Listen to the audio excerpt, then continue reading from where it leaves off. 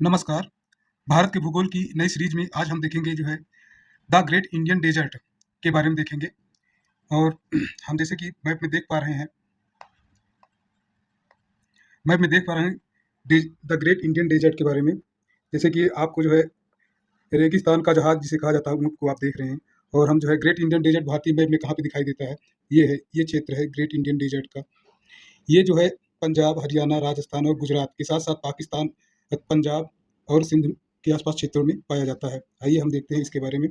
आपको बताते चले कि भारत का भौतिक स्वरूप के बारे में हम पढ़ रहे हैं, जिसमें हम लोग पढ़ चुके हैं हिमालय पर्वत श्रृंखला, उत्तरी भारत का मैदान, प्रायद्वीपीय पठार पढ़ चुके हैं। आज हम पढ़ेंगे भारतीय मरुस्थल द ग्रेट इंडियन डेजर्ट के बारे में। आइए देखते हैं। भारत के मरुस्थल को उनकी भौगोलिक और जलवायु विशेषताओं के आधार पर दो विशिष्ट श्रेणियों में विभाजित किया गया है। एक पहला होता है उष्ण मरुस्थल, माने जो गर्म होते हैं वो मरुस्थल, उसमें थार का मरुस्थल है वो आता है। और दूसरा है शीत मरुस्थल। शीत मरुस्थल जो ठंडे होते हैं, जैसे लद्दाख का मरुस्थल है। ये थार मरुस्थल की पिक है, ये शीत मरुस्थल की पिक है। आइए हम आगे देखते हैं। भारत के मरुस्थलीय प्रदेश में थार मरुस्थल, महान भारतीय मरुस्थल भी कहा जाता है इसको। यह भारतीय उपमहाद्वीप के उत्तर पश्चिम भाग में स्थित है। यह एक शुष्क क्षेत्र है। इसका मुख्य भाग भारत के राजस्थान राज्य में स्थित है, लेकिन इसका विस्तार पंजाब, जैसे कि आपको बता चुके अभी मैप में, हरियाणा, गुजरात के रण के कच्छ तक मिलता है। और हम देखते हैं मैप के थ्रू थार मरुस्थल के बारे में। ये 2 लाख वर्ग किलोमीटर के क्षेत्र में फैला हुआ है। यह एक प्राकृतिक मरुस्थल है। यहाँ पे वर्षा 100 से 300 मिलीमीटर होता है। थार मरुस्थल का भारत के हिस्से में 85% भाग आता है। ये 2 लाख वर्ग किलोमीटर बताई चाहिए। यहाँ पे गर्मी का तापमान 50 डिग्री सेल्सियस तक पहुँच जाता है। और थार मरुस्थल में प्रमुख शहर कौन कौन से हैं? जैसलमेर है, बीकानेर है और बाड़मेर है। इसकी विशेषता सबसे मुख्य है कि यह विश्व का 17वां सबसे बड़ा मरुस्थल है। अब हम देखते हैं आगे। भूवैज्ञानिक इतिहास में देखिए थार मरुस्थल का क्या स्टेटस है। भूगर्भ शास्त्रियों के अनुसार थार का मरुस्थल कोई स्वतंत्र संरचना नहीं है, बल्कि यह प्रायद्वीपीय पठार का ही उत्तर पश्चिमी विस्तार है। प्राचीन काल में यहाँ थेसिस सागर मौजूद था।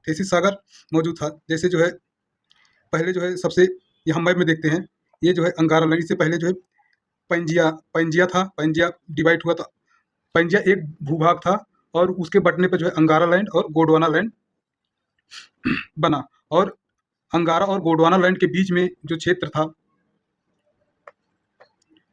उसको थेसिस सागर कहा जाता था।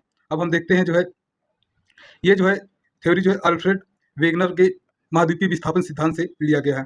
जैसे कि उत्तरी अमेरिका, ये पैथलासा और और पैंजिया स्थलीय भाग, माने पैथलासा होता है जलीय भाग और पैंजिया होता स्थलीय भाग और पैथलासा होता है जलीय भाग। और ये उत्तरी दक्षिणी अमेरिका का भाग है। और ये प्रायद्वीपीय भारत भी गोंडवाना लैंड का भाग है। इसमें ऑस्ट्रेलिया भी शामिल है। अब थार मरुस्थल थेसिस सागर के अवशेष के प्रमाण मिले हैं, जैसे खारे पानी की झीलें, कुलधरा गांव, जैसलमेर मछली के अवशेष मिले हैं और औषधि चट्टानों की प्रधानता, जैसे खनिज तेल, कोयला आदि मिलना है। और आगे देखते हैं। इसके साथ से जैसलमेर स्थित आकल वुड फॉसिल पार्क, ये कहाँ स्थित है? जैसलमेर में। ये राजस्थान सरकार का बोर्ड है, वुड फॉसिल पार्क। ये 18 करोड़ पुराना अवशेष है। ये वाला लकड़ी का एक जीवाश्म है जो यहाँ पे पिक में लगा हुआ है। जैसलमेर में ये आकल वुड फॉसिल पार्क स्थित है। अब हम आगे देखते हैं। जलवायु और वनस्पति के आधार पर यहाँ की जलवायु अत्यधिक शुष्क होती है। अरावली पर्वतमाला के वृष्टि छाया प्रभाव और हवाओं के समानांतर होने के कारण यहाँ वर्षा लगभग 15 सेंटीमीटर से कम होती है।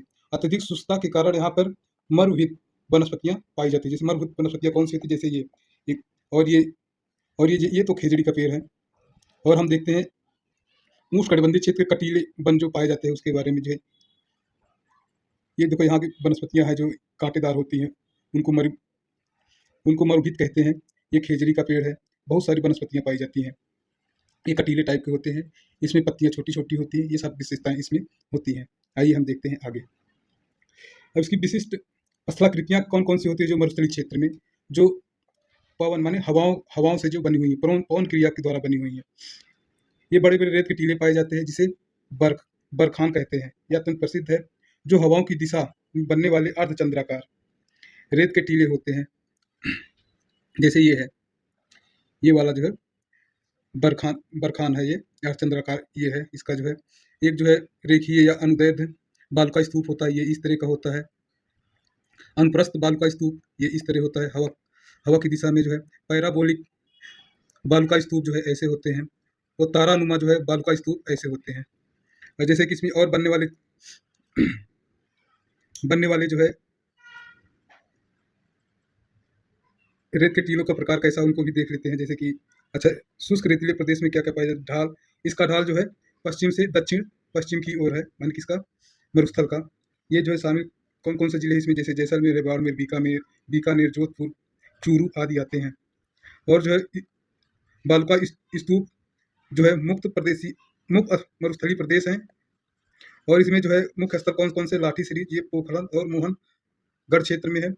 चांदन नलकूप, ये थार का खड़ा कहा जाता है इसको। अकाल जीवाश्म पार्क, ये जो है जैसलमेर में ही आप देख ही चुके हैं। कुलधरा ग्राम भी यहीं पे है। बालू का स्तूप युक्त जो है मरुस्थलीय प्रदेश है, जिसमें जो है पाए जाते हैं बरखान जो अर्धचंद्राकार ये वाला है। जो अर्ध बालू का स्तूप जो हम देख ही चुके हैं, अर्ध बालू का स्तूप ये है। अनुप्रस्थ बालू का स्तूप ये है, हम देख ही चुके हैं। पैराबोलिक जो है बालू का स्तूप कौन सा है, ये वाला हम देख ही चुके हैं। और तारानुमा जो है ये हम देख ही चुके हैं। इसके और और भी है, जैसे छत्रक क्या होता है, ये छत्रक है। ये स्थलाकृतियाँ पवन के द्वारा बनती हैं। और जो है यारडांग, ये जूगेन, ये सब जो है बनती हैं। आइए हम देखते हैं आगे। अब प्रवाह तंत्र के बारे में देखते हैं, जो है मरुस्थलीय क्षेत्र की कौन कौन सी नदियाँ पाई जाती हैं उसके बारे में। इस क्षेत्र की सबसे लंबी और प्रमुख नदी जो है लूनी नदी है। यह अजमेर की पुष्कर घाटी अरावली से निकलती है। पुष्कर घाटी कहाँ है, अरावली में स्थित है। और अंत में गुजरात के रण के कच्छ दलदली भूमि में जो है लूनी नदी विलीन हो जाती है। समुद्र तक न पहुंच पाने के कारण इसे अंतःस्थलीय अपवाह नदी भी कहते हैं। ये जो है अरावली जो है अजमेर के आसपास है। ये मौसमी नदी है। इसमें खारा पानी रेगिस्तानी जलधारा होती है। और इसकी लंबाई के बारे में भी दिया है 495 किलोमीटर, ये जैसलमेर। और इसमें देखते हैं लूनी नदी के बारे में हम पढ़ते हैं, इसमें क्या दिया हुआ है। लूनी नदी पश्चिमी राजस्थान की एकमात्र प्रमुख नदी प्रणाली है, जिसे थार मरुस्थल की जीवन रेखा कहा जाता है। इसे थार मरुस्थल की जीवन रेखा कहा जाता है लूनी नदी को। यह नदी अजमेर के पास से जो है अरावली श्रेणी के नाग पहाड़ से सागरमती के रूप में निकलती है। किस पहाड़ से निकलती है, नाग पहाड़ से निकलती है। आगे देखते हैं। गोविंदगढ़ में जो है पुष्कर झील से निकलने वाली सरस्वती नदी के मिलने के बाद यहाँ लूनी नदी कहलाती है। बलोतरा माने बाड़मेर तक इसका पानी मीठा होता है, लेकिन वहाँ की खारी मिट्टी के कारण इसका जल जो है खारा हो जाता है। लूनी जो है अंतर्देशीय जल निकासी प्रणाली का हिस्सा है, और गुजरात के कच्छ के रण में ये विलुप्त हो जाती है। जोजरी नदी इसकी एक मात्र जो है प्रमुख सहायक नदी है। कौन है, जोजरी नदी इसकी प्रमुख सहायक नदी है, जो दाहिने किनारे से मिलती है। इस पर बने प्रमुख बांध कौन कौन से हैं, जिसमें जैसे जसवंत सागर बांध जो है जोधपुर में स्थित है, ये जो है लूनी नदी पर ही बना है। इसकी सहायक नदी जो है जुआई नदी पर भी जुआई बांध बना हुआ है। आगे हम देखते हैं प्लाया झीलें क्या होती है। प्लाया झीलें मरुस्थल में वर्षा काल में बनने वाली उथली और लवणी झीलों को प्लाया या डांड कहा जाता है। जैसे सांभर झील है, डीडवाना झील है, कुचामन झील है। ये झील जो है नमक उत्पादन के प्रमुख स्रोत होते हैं। नमक उत्पादन ऐसे होता है जो झीलों में आप जो देख रहे हैं, ये देखो ये लोग नमक बना रहे हैं। अब देखते हैं जनसंख्या घनत्व कितना है जो है मरुस्थल के क्षेत्र में। लगभग 2 लाख और किलोमीटर में फैले हुए इस मरुस्थल में औसतन जो है जनसंख्या 83 व्यक्ति प्रति वर्ग किलोमीटर पाए जाते हैं, जो अन्य वैश्विक मरुस्थलों की तुलना में कई गुना अधिक है। आइए हम आगे देखते हैं। अब हम देखेंगे जैसे शीत मरुस्थल के बारे में। भारत के सुदूर उत्तर में केंद्र शासित प्रदेश लद्दाख के अंतर्गत एक उच्च अक्षांशीय शीत मरुस्थल है। इसकी भौगोलिक स्थिति क्या है, यह महान हिमालय और जो है काराकोरम श्रेणी के मध्य स्थित एक उच्च पर्वतीय मरुस्थल है। ये जो है शीत मरुस्थल है, ये जो है ये लद्दाख का ही चित्र है। अब देखते हैं न्यून वर्षा का कारण क्या है यहाँ पे।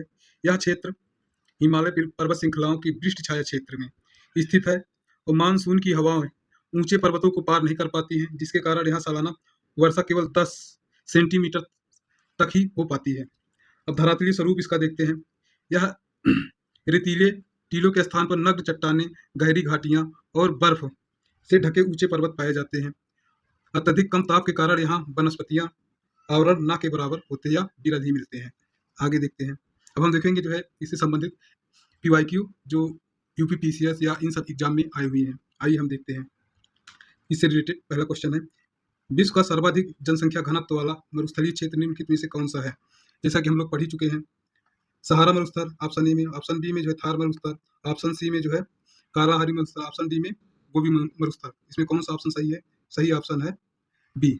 दूसरा क्वेश्चन देखते हैं, भारतीय मरुस्थल की एकमात्र सबसे बड़ी अपवाह प्रणाली लूनी नदी अंततः कहाँ विलीन हो जाती है? ऑप्शन ए में खंबत की खाड़ी में, कच्छ की खाड़ी में, अरब सागर के मुख्य प्रवाह में, या कच्छ के रण की दलदली भूमि में। कहाँ खत्म हो जाती है, कहाँ विलीन होती है? ये जो है डी ऑप्शन सही है इसका, कच्छ के रण की दलदली भूमि में।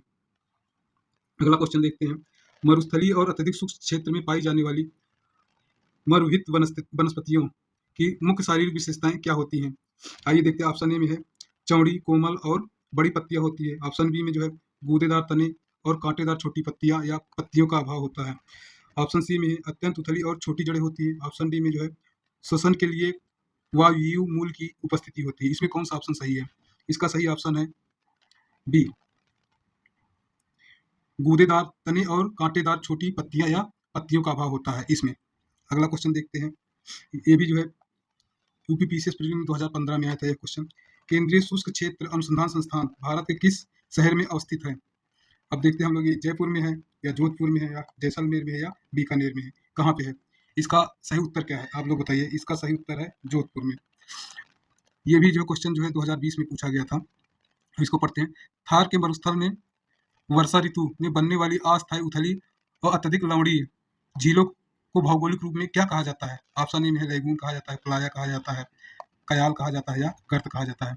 क्या कहा जाता है इनको? इसका सही उत्तर है प्लाया। अगला क्वेश्चन देखते हैं, ये भी जो है यूपीपी से 2017 के आरओ में पूछा गया था।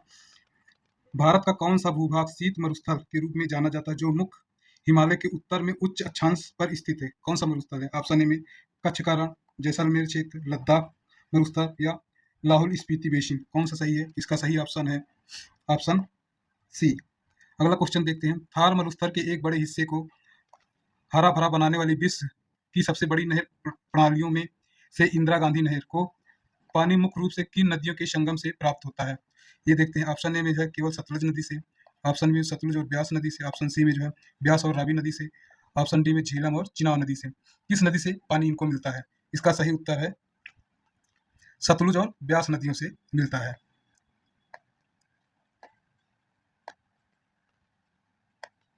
अगला क्वेश्चन देखते हैं, लद्दाख के शीत मरुस्थल में औसत वार्षिक वर्षा अत्यंत न्यून होने का मुख्य उत्तरदायी भौगोलिक कारण क्या है? यह क्वेश्चन 2022 के प्रीलिम में पूछा गया था।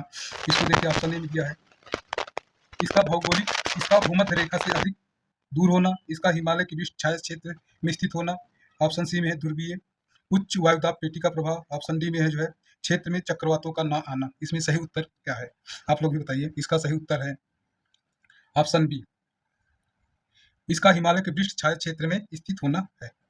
अगला क्वेश्चन देखते हैं, लूनी नदी का जल उसके उद्गम स्थान अजमेर से लेकर किस स्थान तक पूर्णतः मीठा रहता है, परंतु उसके आगे बढ़ने पर वह अत्यधिक खारा हो जाता है? अब इसका ऑप्शन देते हैं, जोधपुर ऑप्शन ए में, बी में जो है बाड़मेर, सी में बलोतरा और डी में जो है जलोर। कौन सा ऑप्शन सही है? इसका सही ऑप्शन है ऑप्शन सी, बलोतरा। ये भी जो क्वेश्चन जो है 2013 में प्रीलिम में पूछा गया था। यह क्वेश्चन जो है यूपीपीसीएस में 2015 में पूछा गया था। आइए पढ़ते हैं, मरुस्थलीय भागों में पवनों की निक्षेपण क्रिया द्वारा निर्मित होने वाली विशिष्ट अर्धचंद्राकार बालुका स्तूपों को भूगोल में क्या कहा जाता है? ऑप्शन ए में है सीफ, बरखान, लोयस या इसेनबर्ग। क्या कहा जाता है? आप भी बताइए, इसमें क्या कहा जाता है? इसका सही उत्तर है बी, बरखान कहा जाता है। अगला क्वेश्चन देखते हैं, ये जो है 2016 में यूपी आरओ में पूछा गया था। थार मरुस्थल के भूवैज्ञानिक इतिहास को प्रमाणित करने वाले करोड़ों वर्ष पुराने कास्ट जीवाश्मों के संरक्षण के लिए प्रसिद्ध अकाल वुड फॉसिल पार्क कहाँ स्थित है? इसका ऑप्शन ए में है बाड़मेर, ऑप्शन बी में बीकानेर, ऑप्शन सी में जैसलमेर, ऑप्शन डी में जो है जोधपुर। इसका सही उत्तर क्या है? इसका सही उत्तर है जैसलमेर। अगला क्वेश्चन देखते हैं। अगला क्वेश्चन जो है 2014 के प्रीलिम में पूछा गया था। भारतीय उष्ण मरुस्थल में भारतीय उष्ण मरुस्थल में भारतीय उष्ण मरुस्थल में पाई जाने वाली रेतीली मिट्टी को वैश्विक मृदा वर्गीकरण के तहत किस मुख्य मृदा में रखा जाता है? इंसेप्टिसोल्स, एरिडीसोल्स, वर्टिसोल्स, अल्फीसोल्स, किस में रखा जाता है इसको? इसका सही उत्तर बताइए। इसका सही उत्तर क्या है आप लोग बताइए। इसका सही उत्तर है ऑप्शन बी। ऑप्शन बी है इसका सही उत्तर जो है एरिडीसोल्स। अगला क्वेश्चन देखते हैं। यह क्वेश्चन जो है यूपीपीसीएस प्रीलिम 2021 में पूछा गया था। इसके बारे में देखते हैं। भारत सरकार द्वारा मरुस्थलीकरण की समस्या के समाधान और शुष्क क्षेत्रों के विकास के लिए मरुस्थल विकास कार्यक्रम किस वर्ष आरंभ किया गया था? ऑप्शन ए में है 1991 1971-72, ऑप्शन बी में 1970-78, ऑप्शन सी में 1985-86, ऑप्शन डी में जो है 1995-96 में। किस वर्ष चालू किया गया था भारत सरकार द्वारा? आप बता गेस करिए इसमें जो है कौन सा उत्तर सही है। इसका सही उत्तर है 1977-78 में किया गया था। अगला क्वेश्चन देखते हैं। यह क्वेश्चन जो है यूपीपीसीएस आरओ 2022 में पूछा गया था। इसके बारे में हम लोग जो है देखते हैं। ये जो है थार मरुस्थल की अनूठी जैव विविधता और वन्य जीवों के संरक्षण के लिए स्थापित राष्ट्रीय मर उद्यान के संदर्भ में कौन सा कथन पूर्णतया सत्य है? क्या बताना है? कौन सा कथन सत्य है ये बताना है। ऑप्शन ए में है यह केवल जैसलमेर जिलों की सीमा तक ही सीमित है। ऑप्शन बी में यह अत्यंत संकटग्रस्त पंछी ग्रेट इंडियन बस्टर्ड का प्रमुख प्राकृतिक आवास स्थल है। ऑप्शन सी में यह घने सदाबहार वनों की बहुलता में पाई जाती हैं। ऑप्शन डी में इस पूरे उद्यान में कोई भी मानवीय गतिविधियां या गांव नहीं है। इसमें कौन सा सही उत्तर है आप लोग गेस करिए इसमें। इसका सही उत्तर है ऑप्शन बी। ऑप्शन बी, यह अत्यंत संकटग्रस्त पंछी ग्रेट इंडियन बस्टर्ड का प्रमुख प्राकृतिक आवास स्थल है। देखो कितने महत्वपूर्ण जो है क्वेश्चन आए हुए हैं जो है एमसीक्यू में जो है इसको लगाने से जो है यूपीपीसीएस या और जैसे एग्जाम है वो आराम से निकल जाएंगे। यहाँ से क्वेश्चन आएंगे तो आप गलत नहीं करेंगे। आइए हम लोग देखते हैं अगला क्वेश्चन। या जो यूपीपीसीएस में 2016 में पूछा गया क्वेश्चन है। भारतीय थार मरुस्थल का वह पूर्वी अर्धशुष्क संक्रमणकालीन भाग क्या कहलाता है जो अरावली पर्वतमाला के ठीक पश्चिम में स्थित है और जहां अल्पकालिक नदियां पाई जाती हैं? ऑप्शन ए में है वास्तविक मरुस्थली, ऑप्शन बी राजस्थान बंगर, ऑप्शन सी चंबल का बीहड़ क्षेत्र, ऑप्शन डी में काठियावाड़ उच्च भूमि। इसमें कौन सा ऑप्शन सही है आप लोग भी गेस करिए। इसका सही उत्तर है राजस्थान बंगर। अगला क्वेश्चन देखते हैं। यह यूपीपीसीएस प्रीलिम 2011 में पूछा गया क्वेश्चन है। आइए देखते हैं। पश्चिमी मरुस्थलीय जिलों में पारंपरिक रूप से जल संचय और शुष्क कृषि के लिए सदियों से उपयोग किए जाने वाली खादीन तकनीक का विकास मूलतः किसके द्वारा किया गया था? अब ऑप्शन ए है जैसलमेर के पालीवाला ब्राह्मणों द्वारा, ऑप्शन बी है मारवाड़ के राठौर शासकों द्वारा, ऑप्शन सी में जो है शेखवटी के स्थानीय व्यापारियों द्वारा, ऑप्शन डी में जो है मेवाड़ के भील राजाओं द्वारा। इसमें सही उत्तर क्या है आप लोग गेस करिए इसका सही उत्तर। इसका सही उत्तर है जैसलमेर के पालीवाल ब्राह्मणों द्वारा किया गया था। अगला क्वेश्चन देखते हैं। यह क्वेश्चन यूपीपीसीएस प्रीलिम 2009 में पूछा गया है। आइए हम देखते हैं। भौगोलिक और अक्षांशीय अवस्थिति के अनुसार भारत का महान थार मरुस्थल वैश्विक स्तर पर किस प्रमुख मरुस्थलीय प्रणाली के अंतर्गत आता है? ऑप्शन ए है उपोष्णकटिबंधीय गर्म मरुस्थल, ऑप्शन बी में है तटीय ठंडे मरुस्थल, ऑप्शन सी में है ध्रुवीय मरुस्थल, ऑप्शन डी में है महाद्वीपीय मध्य अक्षांशीय मरुस्थल। आप लोग बताइए इसमें कौन सा सही उत्तर है। इसका सही उत्तर है ए उपोष्णकटिबंधीय गर्म मरुस्थल। अगला क्वेश्चन देखते हैं। यह क्वेश्चन जो है यूपीपीसीएस मेंस 2014 में पूछा गया है। निम्नलिखित में से कौन सी एक नदी अंतःस्थलीय अपवाह नदी नहीं है, अर्थात मरुस्थल की रेत में लुप्त न होकर सीधे खंबत की खाड़ी में गिरती है? ये किस नदी के बारे में कहा गया है? आइए देखते हैं। ऑप्शन ए में है लूनी नदी, ऑप्शन बी में है रूपेन नदी, ऑप्शन सी में है साबरमती, ऑप्शन डी में है खग्गर नदी। आप लोग बताइए इसमें सही उत्तर क्या है। इसका सही उत्तर है साबरमती नदी। अगला क्वेश्चन देखते हैं हम लोग। हाँ, ये क्वेश्चन जो है यूपीपीसीएस प्रीलिम 2023 में पूछा गया है। आइए देखते हैं। थार मरुस्थल की ऊपरी सतह पर विस्तृत बालुका स्तूपों और रेतीले तरंगित मैदानों का भूवैज्ञानिक निर्माण मुख्य रूप से किस काल के निक्षेपों की देन है? आइए देखते हैं। ऑप्शन ए में क्या क्या है। क्रिटेशियस काल, ऑप्शन ए में, बी में जो है कार्बोनिफेरस काल, ऑप्शन सी में है अत्यंत नूतन एवं हालिया काल, ऑप्शन डी में है पूर्व कैम्बियन काल। इनमें सही उत्तर क्या है? इसका सही उत्तर है अत्यंत नूतन और हालिया काल में। अगला क्वेश्चन देखते हैं। ये क्वेश्चन जो है यूपीपीसीएस आरओ 2014 में पूछा गया है। देखते हैं इसके बारे में। गुजरात के पश्चिमी मरुस्थलीय क्षेत्र के अंतर्गत आने वाला कच्छ का छोटा रण निम्नलिखित में से किस विशिष्ट पशु के एकमात्र प्राकृतिक आवास के लिए संपूर्ण विश्व में प्रसिद्ध है? ऑप्शन ए में है एक सींग वाला गैंडा के लिए प्रसिद्ध है, दूसरा ऑप्शन में जंगली गधा के लिए, ऑप्शन सी में एशियाई बब्बर शेर के लिए, ऑप्शन डी जो है कश्मीरी हंगुल के लिए है। इसमें सही उत्तर क्या है? आप लोग बताइए इसका सही उत्तर। इसका सही उत्तर है भारतीय जंगली गधा। अगला अब समाप्त हो गया। आप लोगों का बहुत बहुत धन्यवाद।